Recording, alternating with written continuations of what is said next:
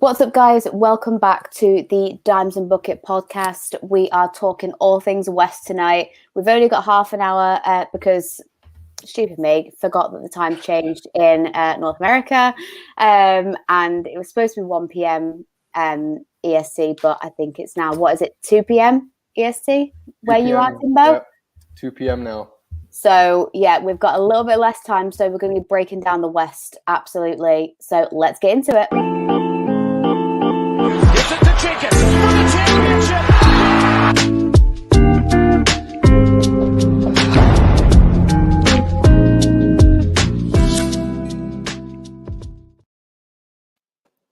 So West is looking like it's wide open. To be fair, I know the East is a lot closer, whereas the West is looking like a bit more of a open competition. Yeah. We've obviously got Phoenix, who last night clinched their number 1 seed. We've got then Memphis in second seed. We've got, this is as it stands, we've got Golden State Warriors, then Utah Jazz, the Mavericks, Denver Nuggets, the Timberwolves, the Clippers, the Pelicans, and then we have the Lakers trailing along in the 10th spot. Timbo, what do you think about the West as a whole, as it stands? Kind of who's making that 10th play-in spot? Is it going to be the Lakers, or do you think the Spurs can, make a late charge? I think it's going to be the Lakers. I think that any team with LeBron James gives yourself, especially, the guy's having such a tremendous season in such a ridiculous, whatever you want to call it, that's going on with the Lakers at the moment. But,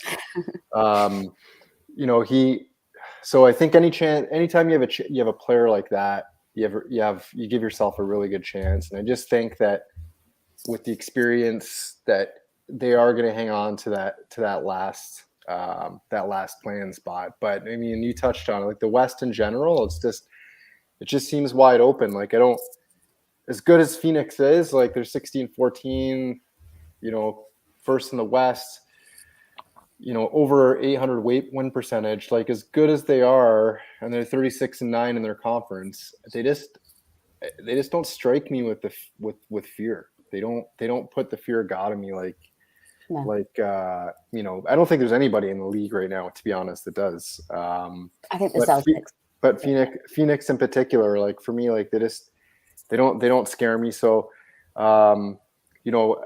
a team that I probably wouldn't want to play in the playoffs is Memphis. They got a good young team. Mm-hmm. Obviously, we know what Ja Morant's capable of. So I think that's probably one team that I wouldn't want to play.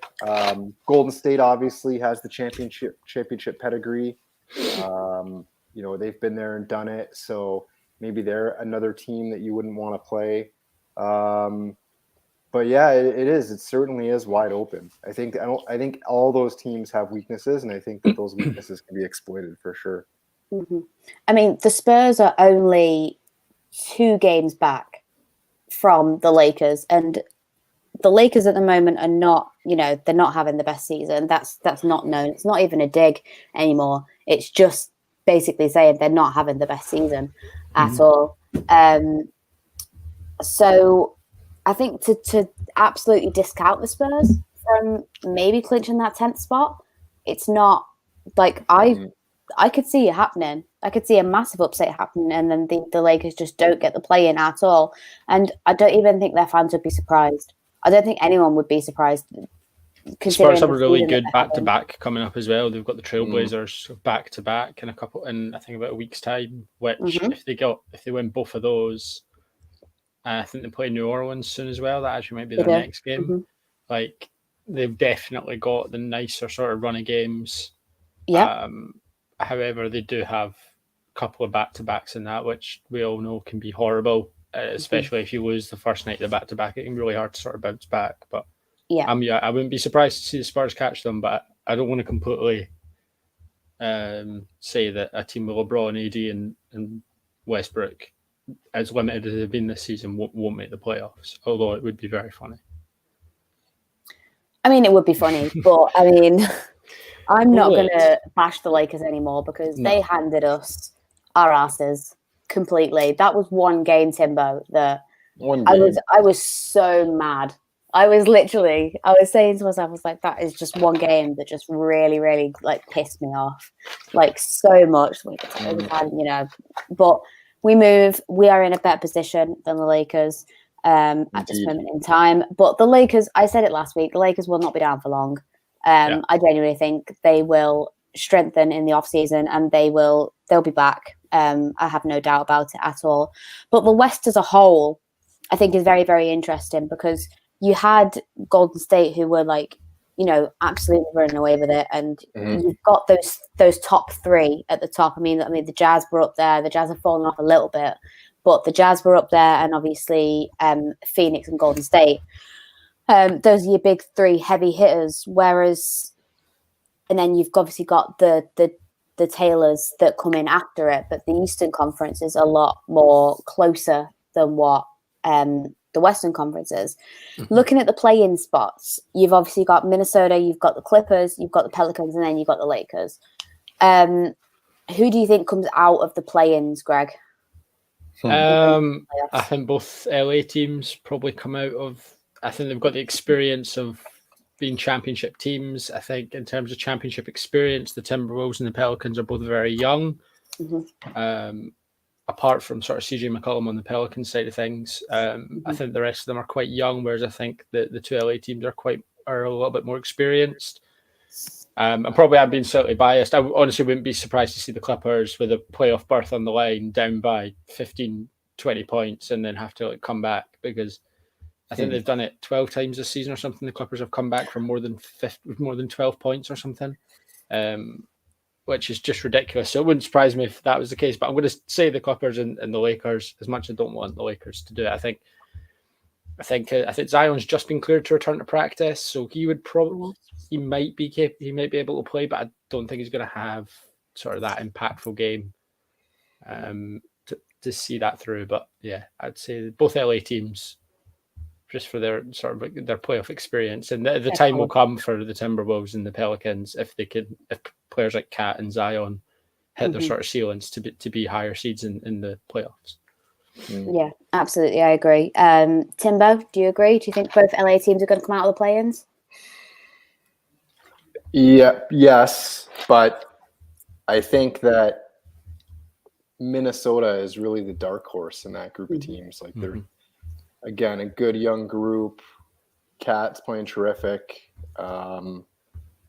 So I would think, you know, I think the Clippers come out for sure for me, but I wouldn't be surprised.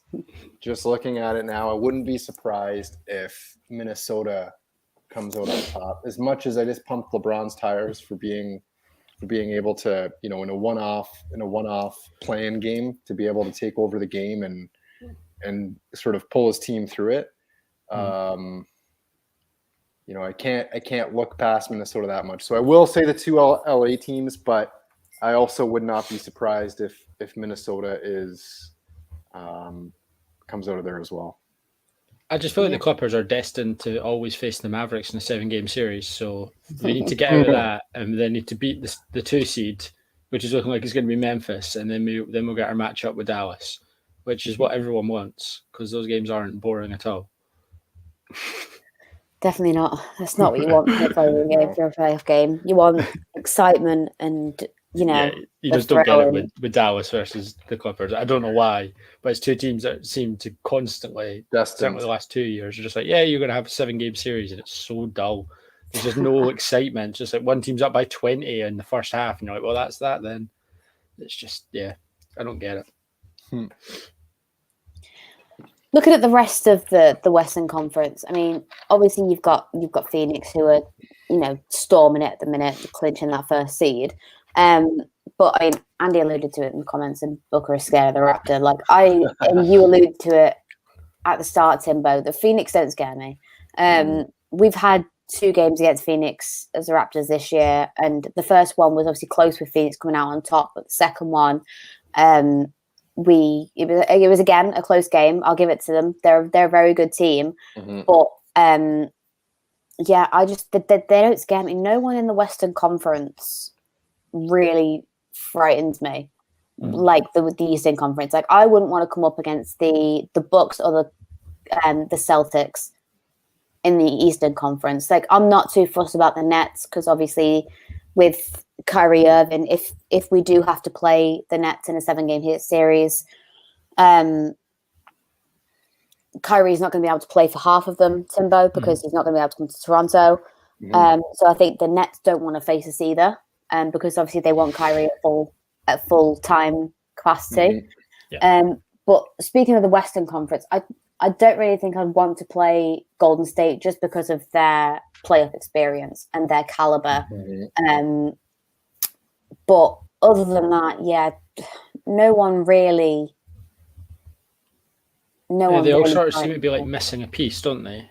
Like they're all not quite there. Like you've got Denver, who obviously have Jokic, but no real second Jamal Murray's star out without still. So. Yeah, exactly. You've got so many injuries in that team. You've got Dallas, who you got Luka, but if Luka can only do so much. He obviously they tried it with Porzingis for a couple of years. That didn't work. You've got the Utah Jazz, who have Donovan Mitchell, and then obviously Rudy Gobert's there.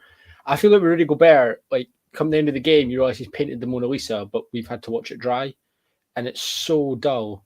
Like watching Rudy Gobert play basketball, but then you come out at the end of the game and he's like, oh wow, he's like 20 and 15, and you're like, wow, okay, so he's had a really dominant game. And then, like you said, Golden State is the real finished article, the only real finished article team I think in the West. Obviously, the Suns have been so good, but I don't think they're a playoff team in the sense that I think they'll still be scarred from what happened last year with the Bucks as well. The fact that we were up in that series, Giannis came back and just decided that he was going to win the series for them. So yeah, I agree. I think the Warriors are probably the strongest team playoff wise, but I still think the winner's coming out of the East.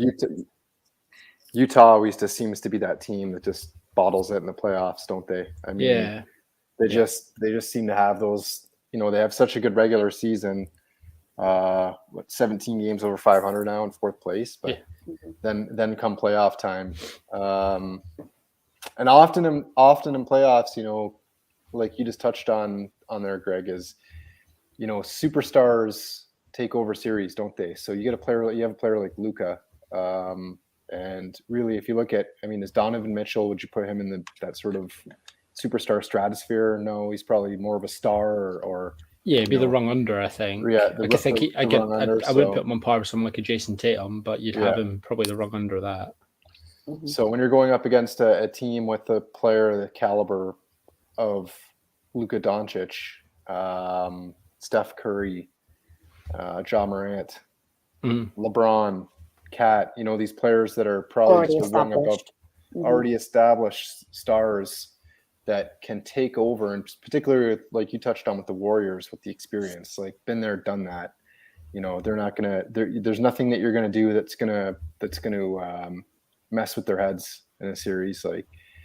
So, yeah, for sure. No, I agree with you. Yeah, I think so.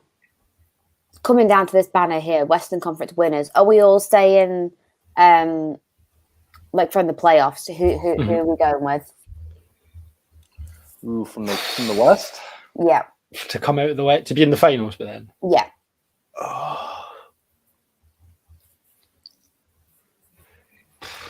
I'm going to go with, I'll shoot my shot, and I'll go with Golden State and Phoenix. Golden State and Phoenix in the Western Conference Finals. That's your pick? Oh. Yeah.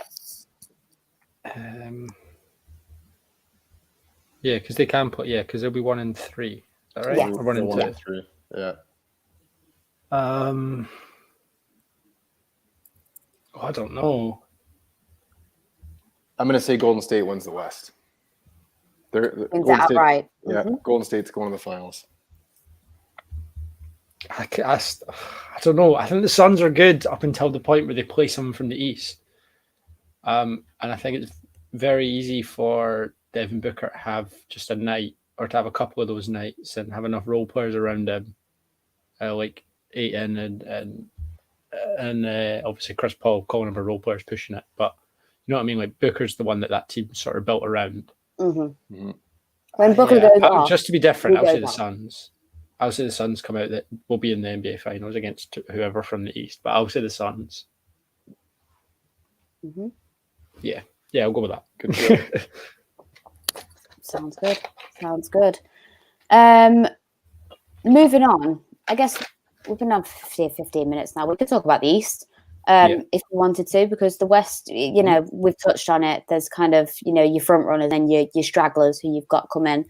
But the East is like a completely different conversation. It's so tight on that, 5 to 6 seed. And then you've got your play-in spaces that are your 7, 6, and 5 seeds. So it's so tight down there. So we've got obviously Miami sitting on top at the moment, who are looking a bit shaky at the minute. They're kind of leaking oil a little bit. Then you've got the Bucks in 2nd seed, Philly, Boston, Chicago, Cleveland, up to 1 to 6, and then 7, Toronto, Brooklyn, Charlotte, and Atlanta. So obviously, all props here, I think, has to go to the Boston Celtics. They were in a dogfight for the play-in spaces, like with the Raptors and with Brooklyn. They were fighting it out, and they've just gone on a massive run, and they've just absolutely blown everyone out of the water, and now they're 4th seed, and looking really, really strong, and like they could be a genuine contender for the Eastern Conference. Obviously, you can't really look past it for Milwaukee Bucks and the 76ers as well. They do look strong with Harden and Embiid. But, I mean, Boston just look like they're clicking. They just look like they're a team that has so much confidence. They're on the run, and they are just going at it. So, talking about the East, who are we saying comes in the play-in spaces? Greg? Obviously, we've got Toronto, Brooklyn, Charlotte, and Atlanta. If it sticks as is, when it will do, won't it? It won't really. Well, no, because Toronto could catch Cleveland. So we're level with Cleveland at the moment. If it doesn't stay as is, then So we're level with Cleveland at the moment, and Cleveland and the Bulls play each other tomorrow night. So best outcome, we play the Pacers as well. So Timbo, we know how that goes. Instant loss. Oh yeah, because it's a team under 500. With a chance to get into the Pacers are doing an elite level tanking job. Have you seen some of the games that they've lost this season? They had one the other night where they missed the tip, like they basically tipped it out for whoever they were playing's ball, and then it wasn't going in, and the guy jumped up to basically block it and tipped it in for 3. It was an elite level tank job. Like, they are really going for it, really wanting that first overall pick. Well, I'm really hoping that they continue that streak against the Raptors, because we really need that W, and we also need, I would probably say Cleveland to win, because then we get tied for 5th seed. So there's a 3-way tie for that 5th seed position, and we do have a favourable run in. We are at home for quite a lot of our run in, but saying that, we've been marginally better away from home this season. At Scotiabank Arena, we've been not up to par at all. So I think that 5 to 7 seed is just going to keep going up and down with Cleveland and the Bulls and Toronto as well. But so, Greg, you're saying you think it stays as it is 7, 8, 9, and 10? Yeah, I think it stays it. But then I think even if Kyrie isn't playing half the games, I think the Nets probably have too much for Toronto. Just with KD, KD's one of the most talented. KD's like one of the most talented scorers we've ever seen in NBA. And if he decides to take over a game and take over a series, he can do, and he's very hard to stop. And then obviously you have Kyrie playing at home. I think the Nets have done well since the trade in terms of they look a bit more robust. I think the Nets will have too much for the Raptors, and I think the Hornets will have too much for the Hawks, or I hope they do, because the Hornets are good fun to watch. So I'll go Brooklyn and Charlotte. That's the 8th and 9th seed. I disagree. Shock. What a shock. No, I fully believe in this Raptors team. Watching actually watching the Raptors team, and obviously we had OG Anunoby back last night, and I know people talk a lot about OG and his, contribution to the box score, but what people don't look at people look at the box score and they think, oh, he's not produced a lot, but his two-way play and his end-to-end game is just absolutely unreal. And we even saw it last night. I felt when we had that, I think it was a 14-point lead, Timbo. I didn't feel like we were gonna. I didn't feel like we were gonna blow it. But whereas in past games when we haven't had OG as that kind of pillow, I felt like there's every single chance that we are going to lose that 15 or 14-point lead. But with OG back, it just gives us a little bit of stability. And obviously, Chris Boucher as well, coming off the bench, he seems like he's starting to really know his role and producing, because we've seen in the past that our bench is not great. It hardly ever produces, but it's starting to click a little bit. The only concern I have is Fred. He's not healthy. His knee soreness is a problem. I think we should really rest him for as many games as we can leading up to the play-in, so he is, rested for the play-in games. But I would probably say Toronto and Charlotte come out of the Eastern Conference play-ins. Do you agree, Timbo? I think we're getting into the top 6. Oh, I like it. I think that you touched on it, that we got a lot of home games coming up. Our bench production is increasing. Chris Boucher, 17 points last night. Scotty Barnes has turned it up a gear the last few games. His defense has been off the charts. OG's back. Yeah, Rookie of the Year, Scotty Barnes. You look at Chicago and Cleveland in their last 10. Chicago's 3-7, Cleveland's 5-5. The Raptors are 7-3. So we're on the ascendancy and they're on the descendancy. Cleveland in particular over the last little while has been falling. So I think Cleveland falls out of the top 6. I think we're able to overtake Cleveland. Especially without Jarrett Allen as well. Like Jarrett Allen is pinnacle to their team. So yeah, I agree. So I think we get in, and I think you're right. I think that Fred is he's a concern for the Raptors for sure, in terms of he isn't healthy and he doesn't look healthy. His knee clearly something's not right. It's maybe an issue that they should have addressed, is going out and getting a backup point guard before the trade deadline or in the buyout market, and addressing that issue, because clearly, like, as good as Delano Banton is, he's just not ready to be the backup point guard yet. He's going to need time in the G League.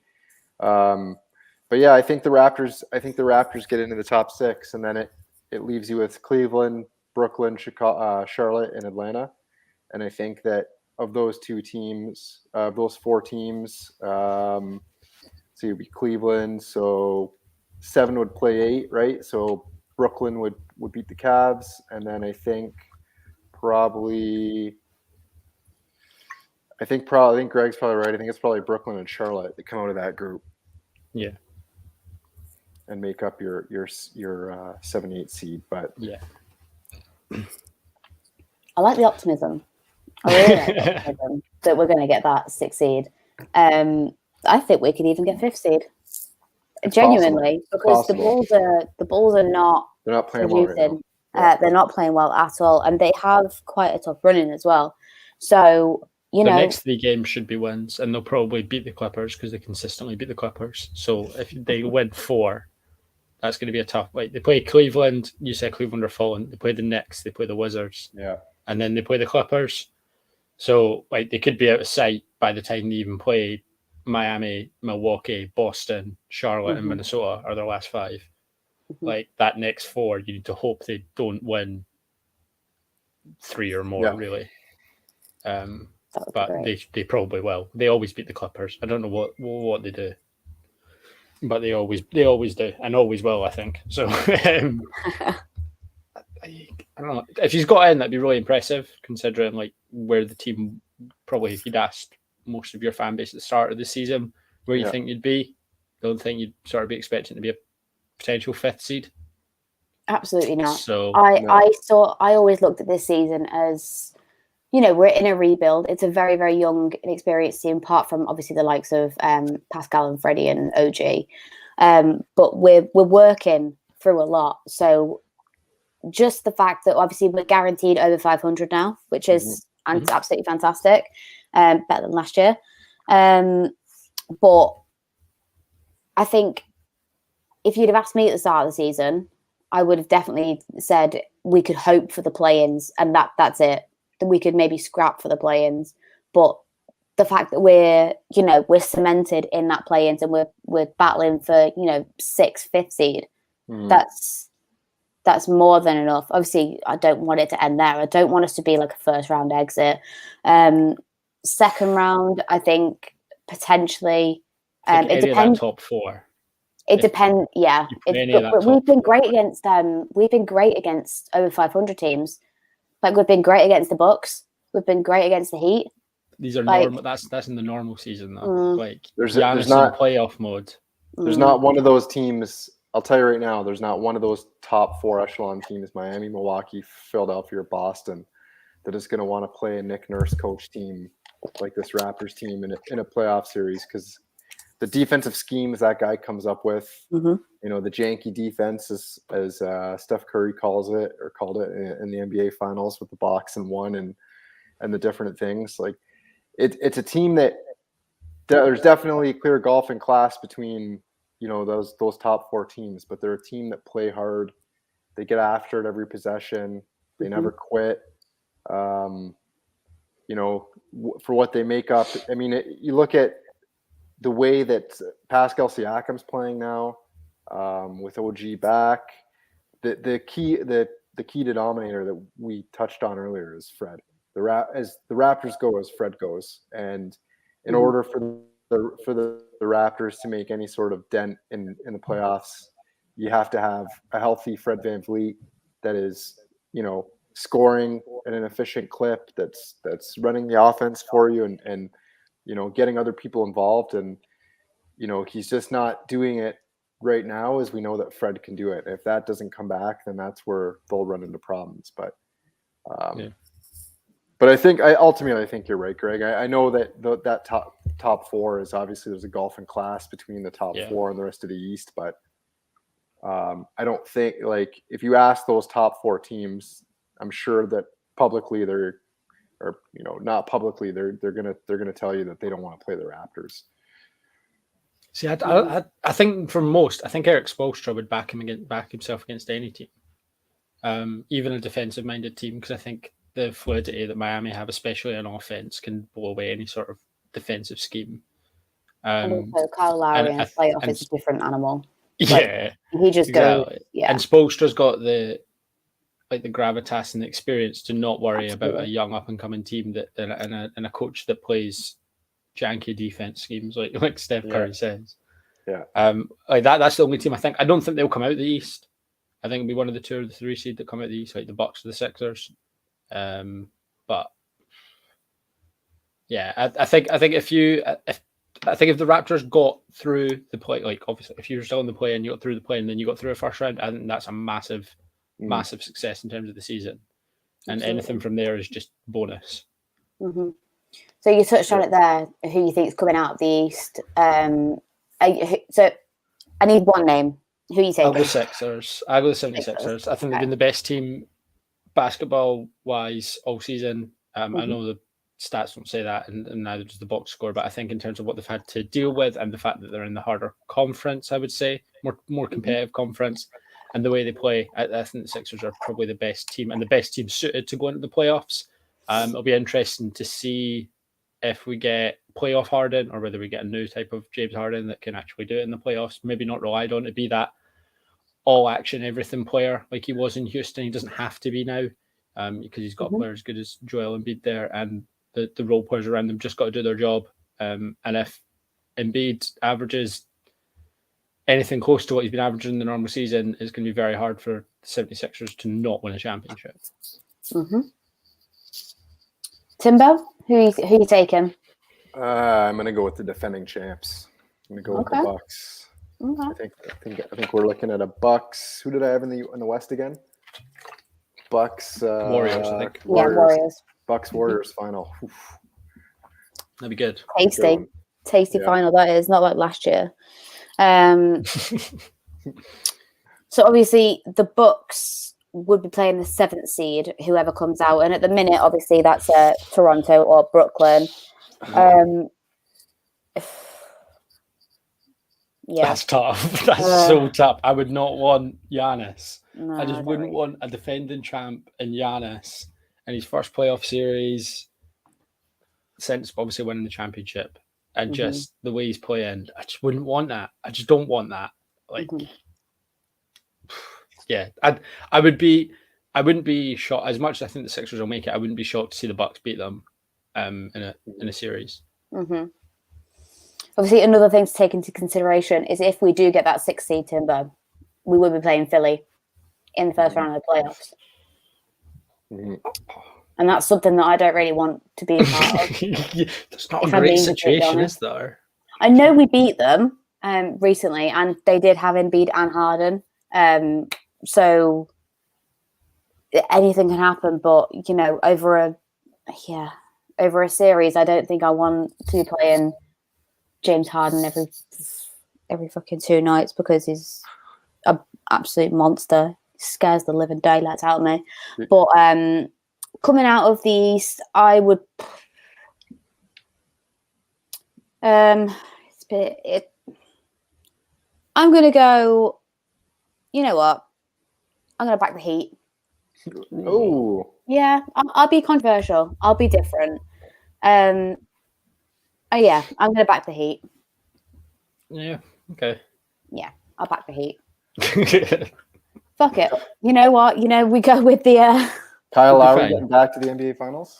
Yeah, exactly. I mean, I just love him so much. I've got him on the back of this jersey. Got him on the back of a few other jerseys. But, yeah, I'm going to go the Heat. Yeah, I think they'll hash out their issues, their problems. They'll stop fighting with each other. And yeah, because they will play obviously the 8th seed in the first round. Yeah. So it's probably Charlotte.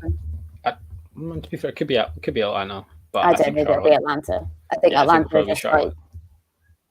I know Trae Young is obviously one of the best point guards ever, not ever in the league. In the league. Yeah, ever. Maybe soon, but not now. Well, yeah, there's time, but I just I can't see Atlanta holding it against Charlotte over a series. Definitely not. Andy said Heat's not a bad shout. Hero is playing great since the All-Star break. Yep, he's definitely in line for obviously 6 man of the year. 100%.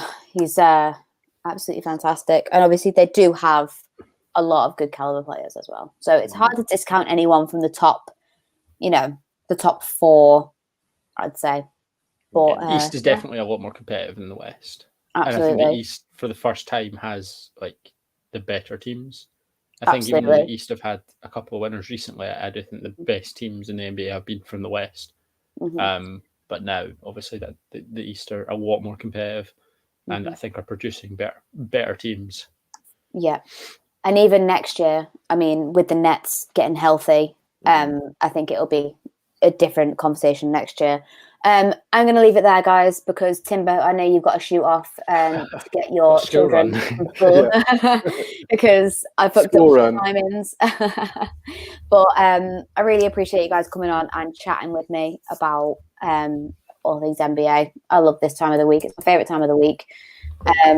So, yeah, don't forget to like and subscribe to the weekly Armchair Sports Talk YouTube channel. Get following Dimes and Buckets Pod on Twitter. We're going to try and be more active on there, getting involved with, conversations, especially leading up to the play-ins and playoffs. Timbo, I think we are going to be doing like a joint podcast with the Good Rookie podcast. Yep. Nelly and Fahim, they do amazing Raptors talk. So I think we will do a joint podcast with them in the play-ins and playoffs run-in. But yeah, make sure you follow us on all social media. we will be putting out more good content, and we'll see you back here next Friday at 6 p.m. GMT, 1 p.m. EST. 1 p.m. Yep. And we will see you guys then. So thank you for tuning in. Bye. See ya.